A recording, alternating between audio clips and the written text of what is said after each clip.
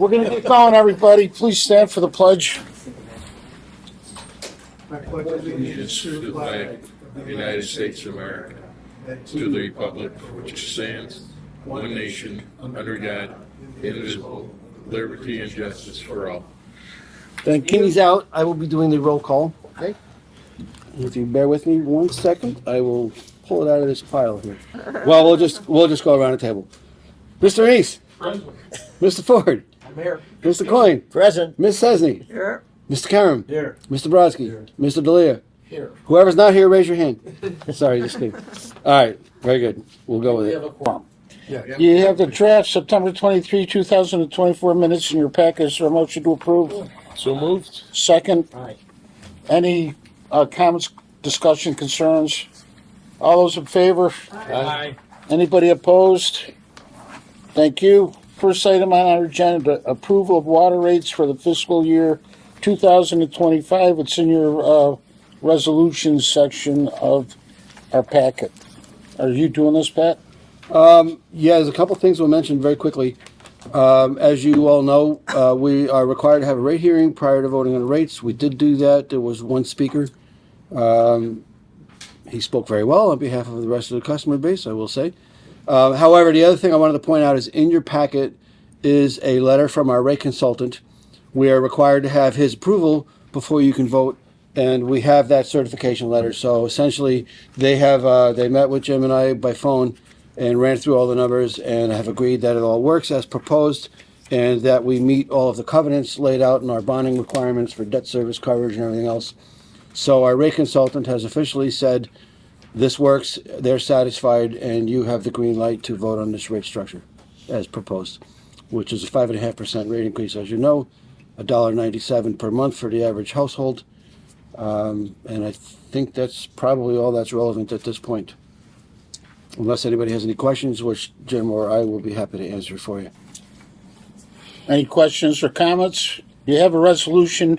Pat, shouldn't we have the that rate? Is the rate decision resolution.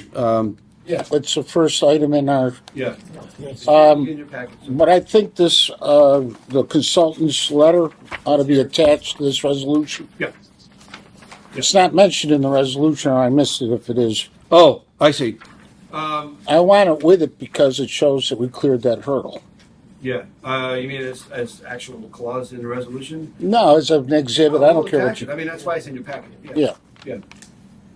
I'll move the resolution. A second? Thanks, buddy. Any further discussion? All those in favor? Aye. Anybody opposed?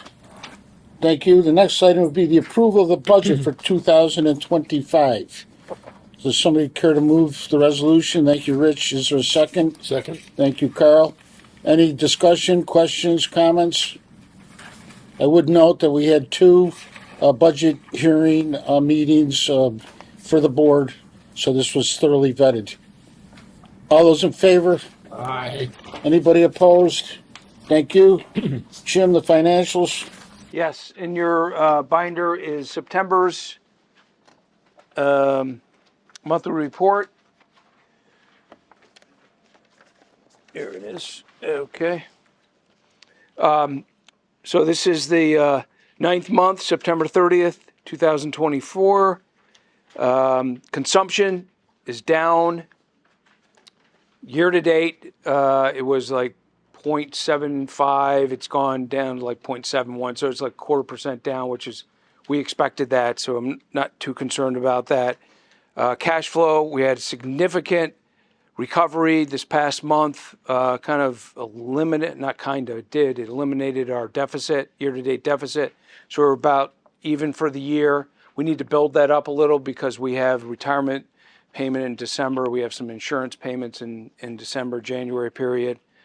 But that was a good thing that we recovered on the cash flow. So we're looking relatively good going into the last 3 months of the year, hoping that it continues.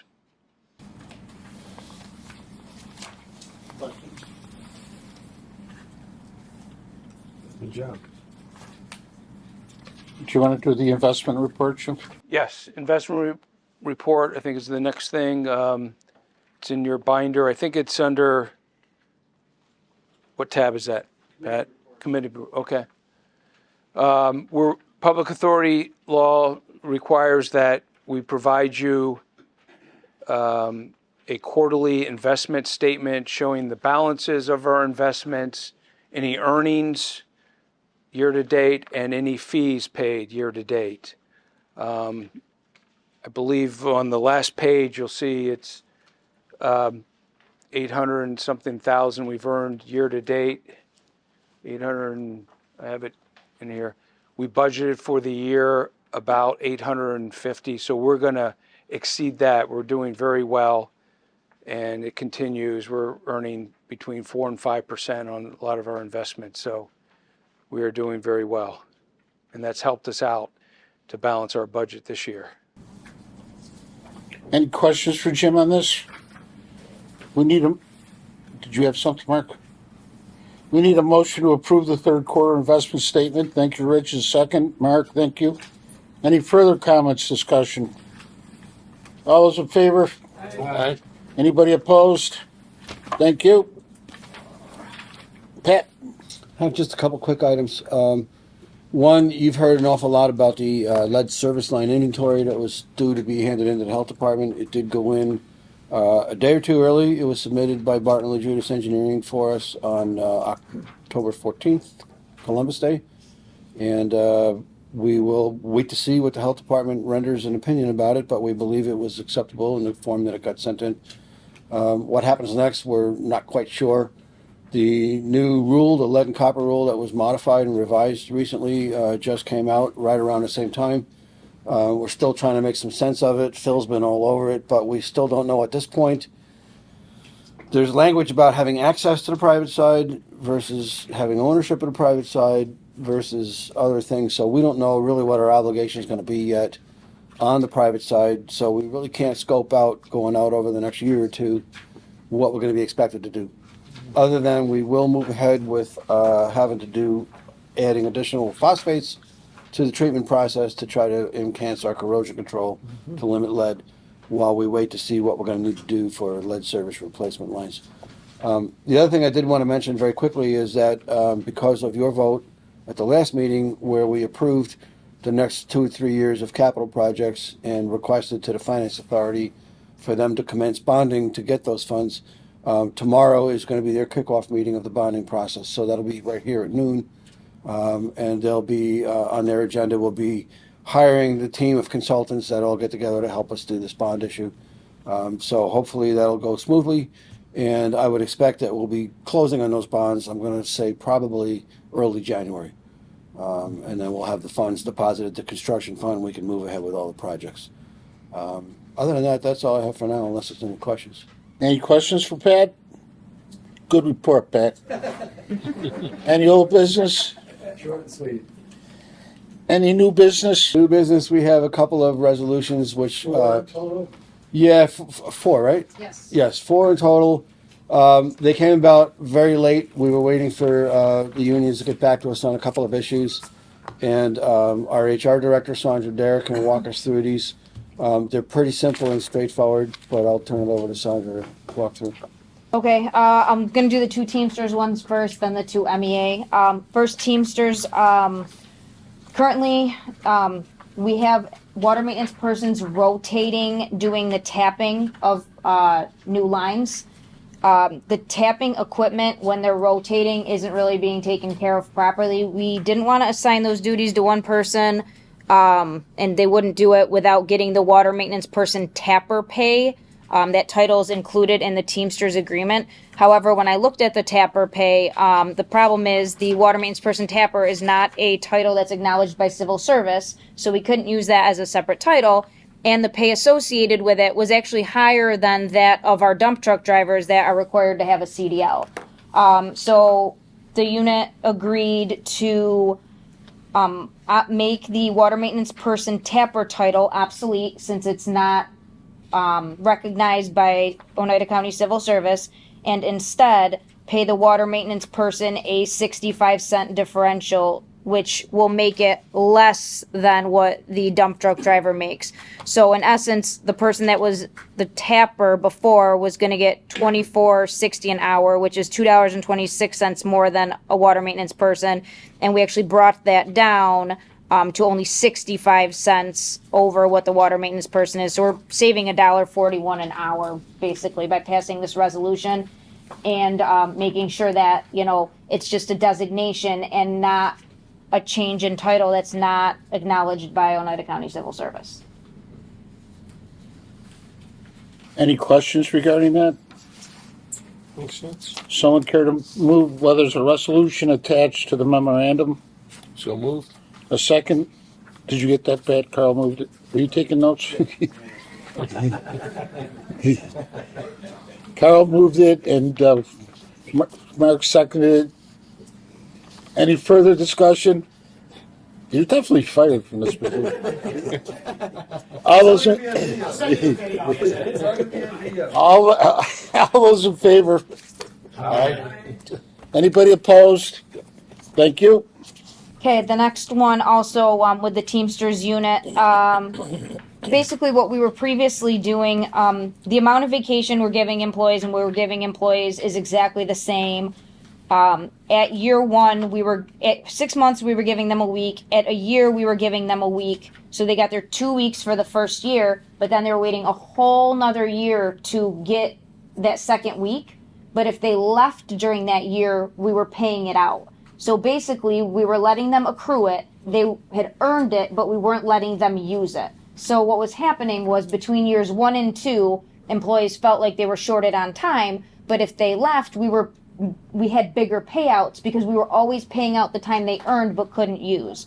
So basically what we did was we started doing it on an as you can use it as you accrue it basis, hitting that year 1 marker. So what you saw on your balance is what you actually had. So this is to eliminate that gap between years 1 and 2, but it's also to eliminate the large payouts we have when people leave, because obviously letting people use the time is way more beneficial than the extra cost of paying it out.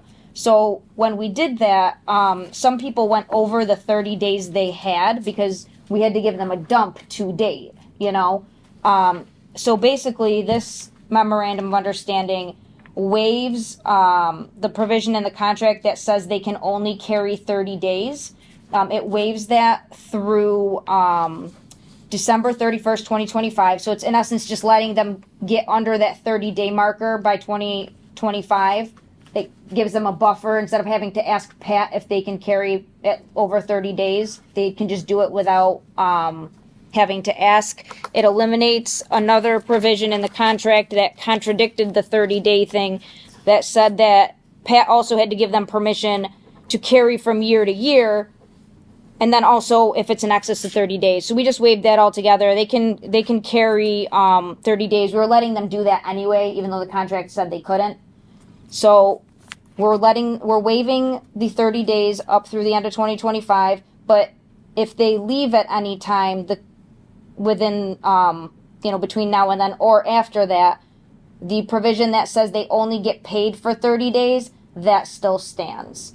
So we're also reinforcing that because when people had more, we were kind of paying out more than 30 days sometimes. So it's helping us cap it at 30 days like the contract says, and it's letting people, use their time instead of losing it where it put them over 30 days. I know that was a lot and might have been confusing. So, well, the two big changes are they're going to accrue their time in real time. They don't have to wait a whole year for it to get dropped in. But because they had to wait a whole year to have it dropped in, if they were here like 15, 20 years, they might have 20 days on the books. But all of a sudden, another 20 days gets dropped in. Now they have 40, but they're getting ready to leave. But they can only get paid out 30. So we're going to give them a little bit of time to use that and get under 30. But they're also going to begin accruing it on a real-time basis, so they don't have to wait a year and then have it all dropped in at the same time. And it's going to eliminate some of the payouts because when people see that they have it, they use it. If they couldn't use it, they had to get paid out for it. I understand that. Yes, sorry. It was... So it'll alleviate a couple of concerns. It's just a lot cleaner this way. Any other questions? Someone care? There's a resolution attached to the memorandum. Thanks, Vince. A second. Thanks, Rich. Any further discussions? All those in favor? Aye. Anybody opposed? Thank you. Next one, MEA, literally the exact same thing, except for in concept, the wording's a little different. But they didn't have the one section that we had to waive, indefinitely.